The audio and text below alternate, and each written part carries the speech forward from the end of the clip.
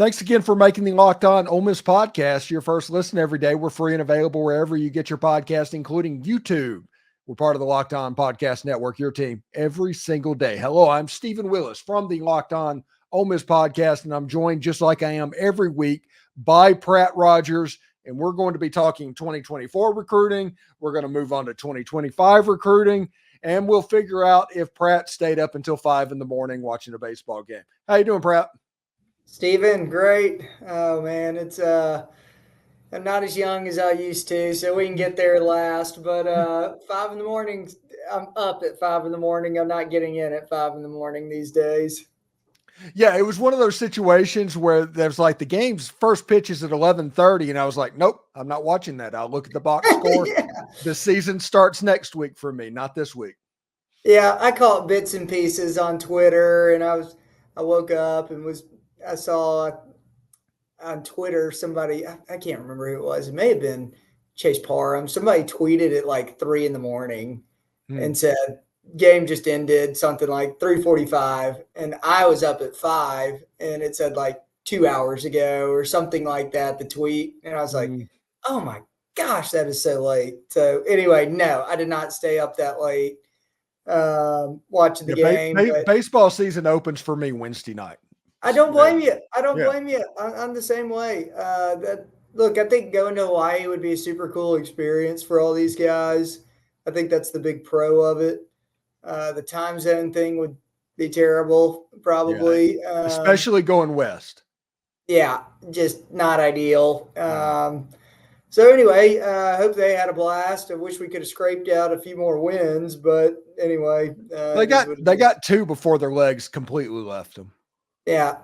You just didn't like the score. I mean, like I said, I didn't watch the whole game, saw some of the highlights. The score was just a little bang in your face, you know? Yeah, they walked people and made errors, and that's because they didn't have legs. The travel got them.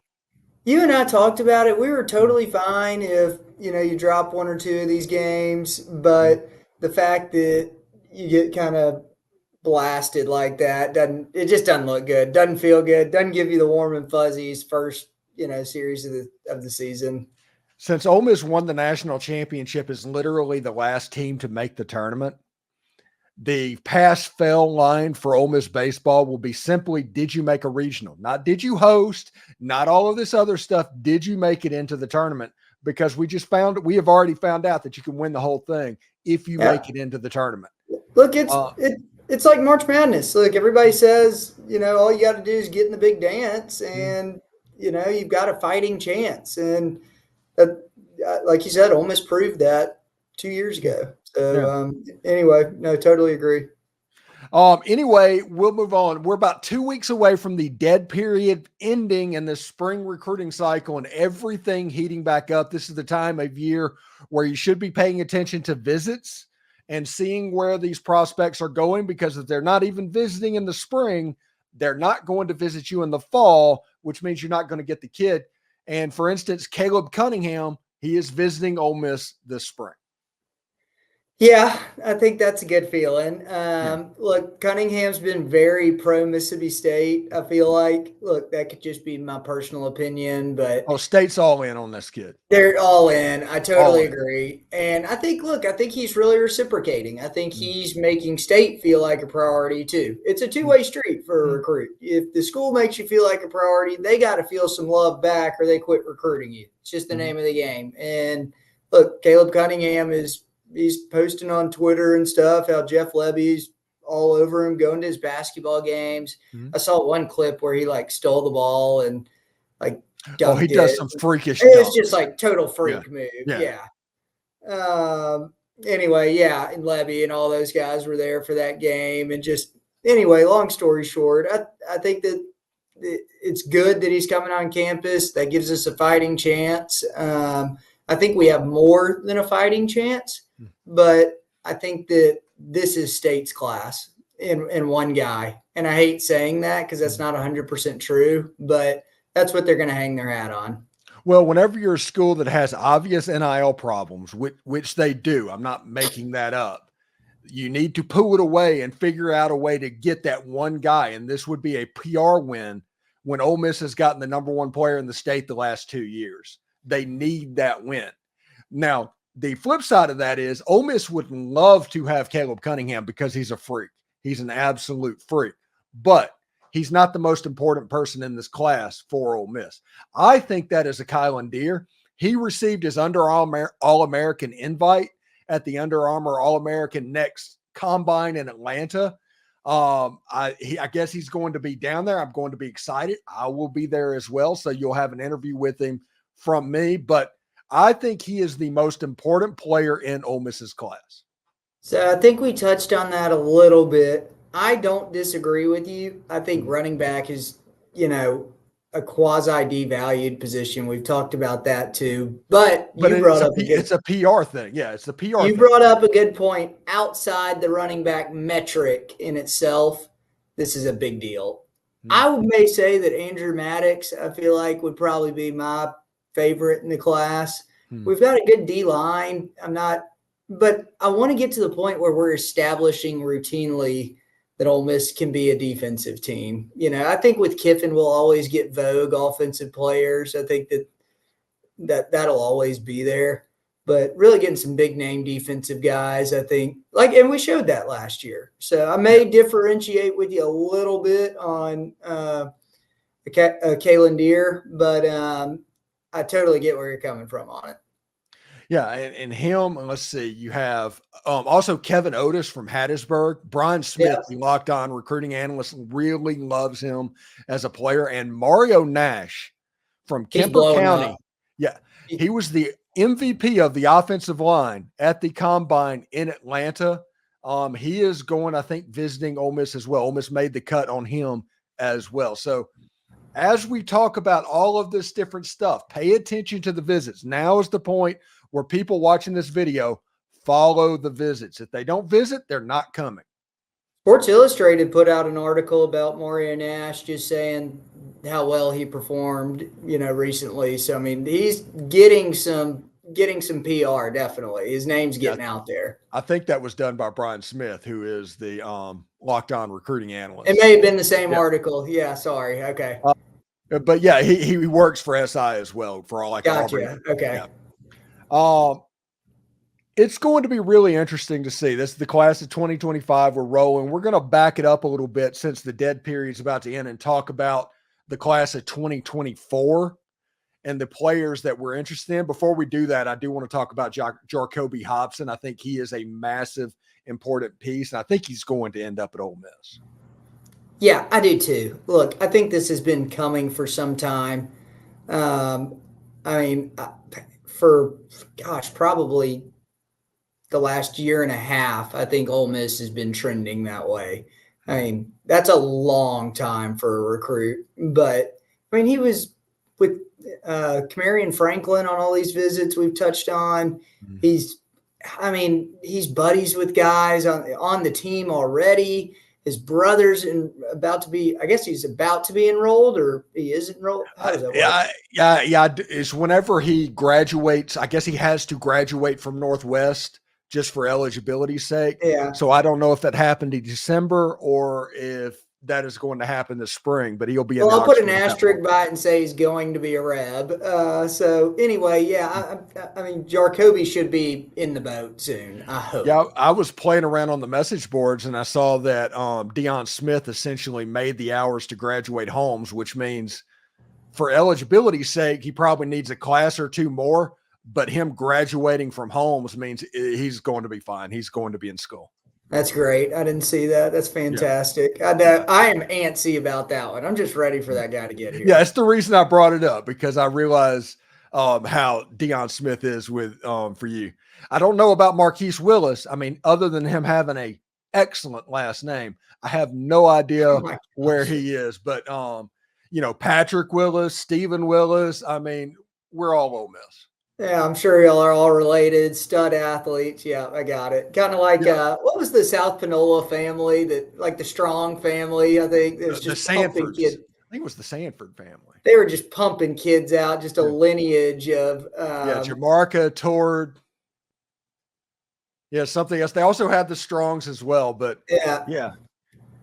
Yeah, it's just that's y'all. Yeah. the fall of South Panola, whenever they're just a school. Every year you see the state championship final and all that, and South Panola is just an afterthought. And you're like, wow, that's nuts for somebody that grew up when I did.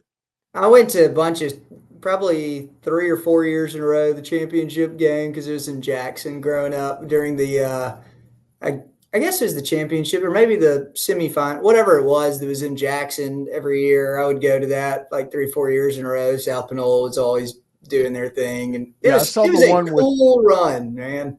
yeah, I saw the one when they had Gardner Minshew played against Brandon. That I saw that state championship game. I think I was at that one too. Mhm. I can't. What year was it? No idea what year that was. Like 2013, maybe 2012. All I know is Hugh Freeze and his group was coaching Ole Miss because I saw a bunch of those guys. Yeah, I'm trying to remember on that one. I may have been there on that one. That would have been my senior year in high school. I can't remember anyway. I think that was the night that Mississippi High School Athletic Association decided to move it on campus because in the distance, like in between plays, it's just gunshot, gunshot, gunshot. You could hear them like constantly in the distance from like State Street and that. And I think that was the night that they decided like this is not tenable. We have to let's just get this on campus and everything because State Street, everybody that's around Jackson knows what State Street has become. But yeah. No comment. No comment. Some of us are calling it home now, man. Yeah. Hey, man. I remember that like clearly. Hey, remind me too. Did Brandon end up winning that game? I know we're on a tangent here. No, they did not end up winning. Okay. That game. South Panola won the game, but it was like a 49-45 type game.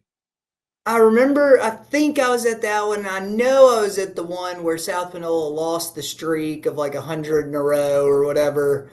Anyway, it was just I was trying to remember if those were the two games, if those were one in the same game. Yeah, I think the next year or the year after, and if anybody knows the answer, put it down in the comments because I genuinely don't know.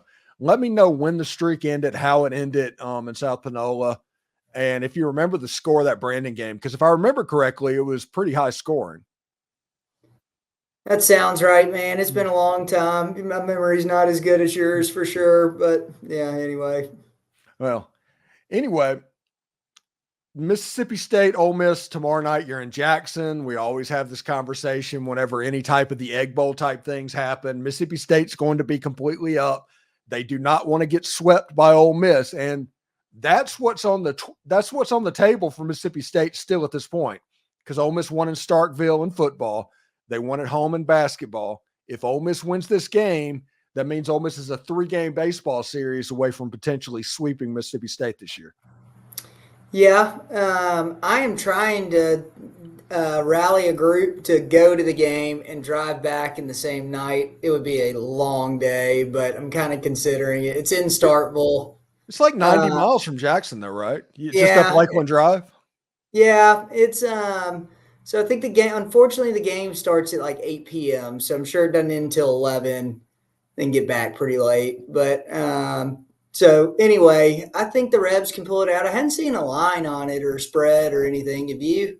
Not yet. It won't come out until I think the day of, but I'm expecting Okay. Mississippi State to be favored by 6-ish. Really? That seems kind of wow. I would have guessed. I would have guessed like pick them basically. I would not. Anyway, I could be way off on that, but yeah, I think they would view the fact that it was so close in Oxford and then give Mississippi State like 10 points on the road because that's the way road basketball works. So I'm expecting Mississippi State to be favored pretty well in that game. All right, cool. We'll take a look at it and talk about it next time. But yeah, I think the Rebs can do it. And gosh, we need that game too. I mean, we have to. I feel like you almost have to have it.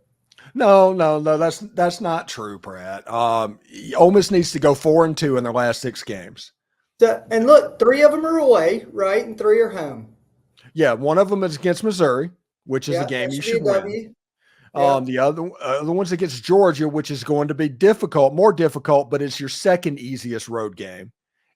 And the 2 games that you're probably going in just penciling in L's, the way if you just want everything to go chalk, it would be a loss at Mississippi State, a win against Carolina, a loss against Alabama, and then you win the last 3 games. So I'm substituting the Georgia-Mississippi State game in my mental bracketology. Yeah. Georgia, like I said, they're good and they can be problematic. And that being the last game of the year, that could go about 7 different ways. Yeah.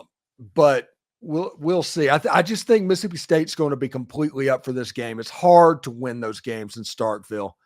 And I think that Alabama game is like an ultimate free shot, but Ole Miss should be. Honestly, Ole Miss probably has the better team than the other 4 teams that they're going to play. I think I saw Bama's latest projection. They're like an 8 or 9 seed, something like that. I saw, that's gonna be a tough game. Yeah. They're legitimately good.